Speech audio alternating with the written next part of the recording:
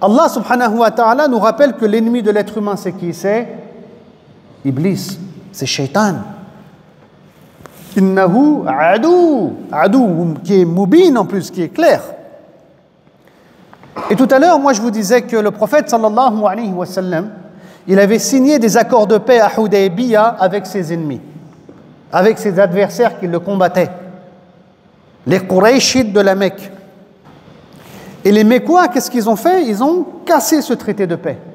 Ils l'ont violé. Ils ont tué des musulmans. Le sang, il a coulé. Le prophète sallallahu alayhi wa sallam monte une armée, il se rend à la Mecque. C'est pas pour se venger, bien entendu. C'est pour mettre fin à ce système barbare. Et le prophète sallallahu alayhi wa sallam, bien qu'il y ait eu des morts, il fera tout pour qu'il n'y ait pas de combat. Il va partager l'armée musulmane en 5 groupes.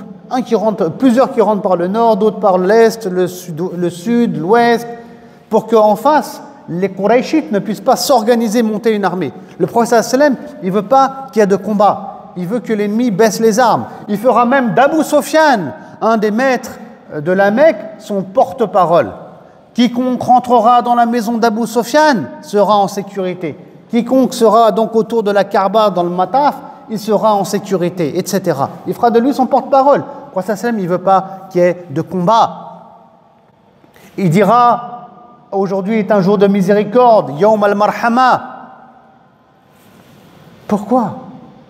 Parce que le prophète sallallahu alayhi wa sallam, il a été envoyé comme messager de Dieu, comme rahma, miséricorde lil alamin. Pourquoi?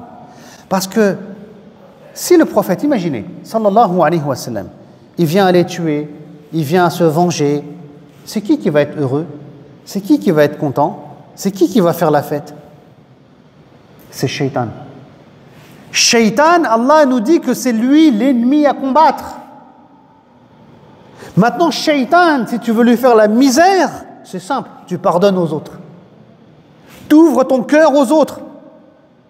Tu leur offres de tes biens, et c'est ce qu'il faisait le prophète sallallahu alayhi wa sallam, il était généreux, pour que ton ennemi, qui t'a combattu, qui a tué des musulmans, l'islamophobe, puissance 30 000, ils se soumettent à Allah et ils viennent à t'aimer.